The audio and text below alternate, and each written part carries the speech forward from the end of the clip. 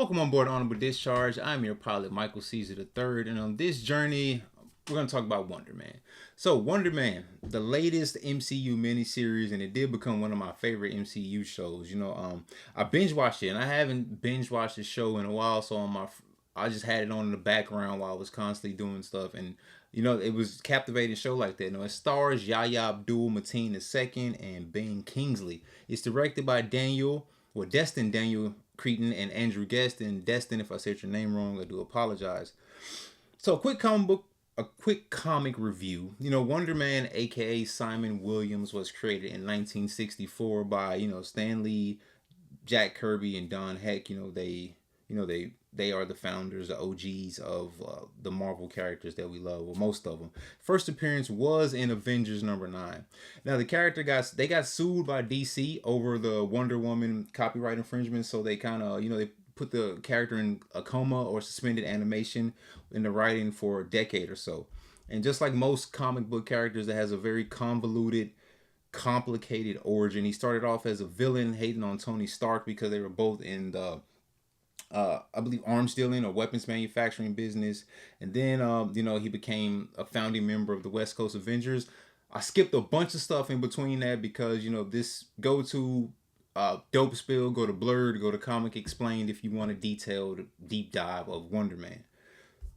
Now, when he became a West Coast Avenger, he also so when he came back from that suspended animation, the character wanted to be an actor and a stuntman, and then he formed the West Coast Avengers. So Simon's body and his powers are ionic. I want to say iconic. It's ionic energy, but the show doesn't really seem to fully take the comic powers and move them into a live action show. And of course, we understand that even though it is sci-fi, you still gotta just tone some things down. Right. So, but I really like this show. I like all the types of shows that show the inner working of filmmaking and the entertainment industry. Like shows like Entourage. I think the studio now on Apple with Seth Rogen. Real Husbands of Hollywood to a degree. I know it's a satire and mockumentary, but it did show a lot of that kind of world. And from what I've seen, BoJack Horseman, I really didn't dive into that show. I've seen maybe episode or two, but I heard that it's like that, and my friends, because they do know I'm into that type of stuff, they told me they've been trying to get me to check it out for years. And also 30 Rock. So just any stuff like that. I like the grind and the hustle of the actor and the filmmaker that gets portrayed through that medium. It's kind of like, to me, I ain't gonna say a fourth wall, but it's like looking into the looking glass. Yaya's performance is it's great because he's a struggling actor, and I believe he was just playing himself. He probably didn't even really need to do too much character research or a bunch of development, but he's playing an actor that everything is in his head. It's always somebody else's problem. He sees people with he believes less talent than him get more jobs. It's just nothing is his fault, and he overthinks a lot of his choices. He overcomplicated. Sometimes he lets his arrogance and his confidence gets in his own way, man. But he also has this secret that he has these powers, and he's had these powers since childhood that even burned down or caused a fire in his childhood home. So now he's living this world that he doesn't want to be a hero. He has these powers, but he sees. Now remember, we're in the MCU, so he sees all these beings out here saving the world, fighting aliens, and just doing all this stuff, and he doesn't want any part of that. He wants to be a respected artist. He wants to be an actor. His powers are kind of a hindrance to him in a sense. And because there was an incident,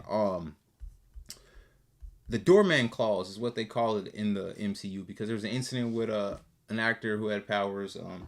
I forgot his name. I think it was the Doorman.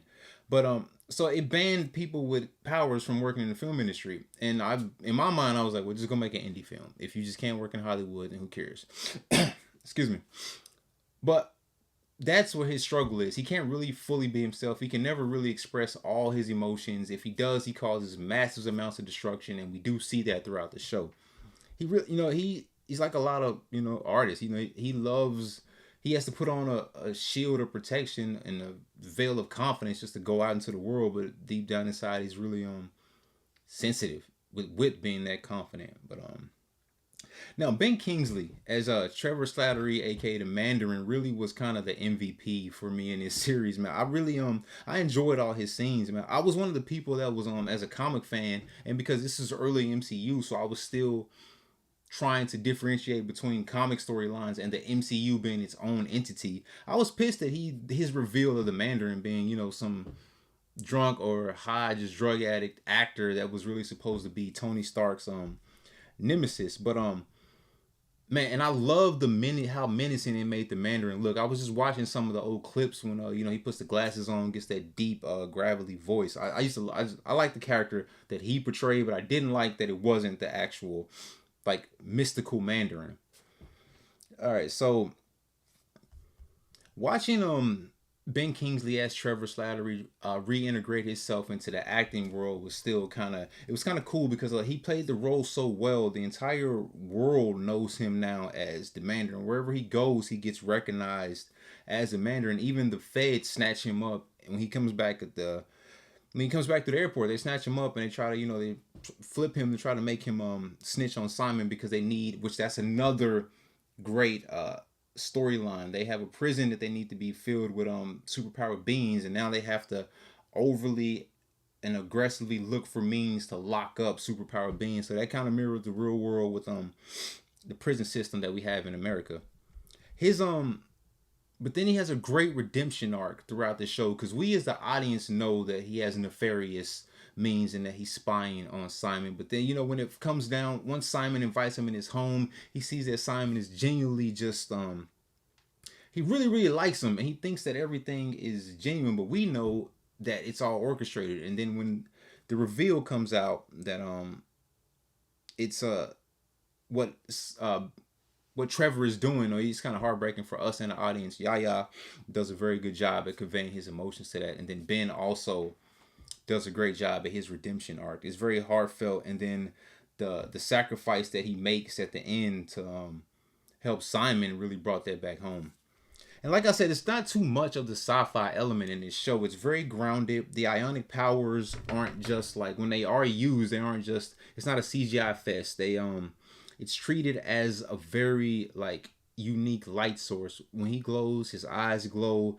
It goes on to the environment. So the lighting and the VFX department really did a good job in integrating his powers into the real world. And the character is supposed to be an actor and a stuntman. So the fighting and the one big fight scene that I do remember, it was very fluid. It was Yahya having to pull his punches, not to go too hard, but also knowing what he was doing. So that was a very good scene. And the destruction, it's on and off because you really think that it's a lot of destruction, but I guess in this world they're used to, that's why there is a damage control. So yeah, they are used to it. So I'm very interested in see how they integrate this character further into the MCU. I hope it doesn't stay just a miniseries. I hope that the reviews and the praise that the show is getting evolves the character even more.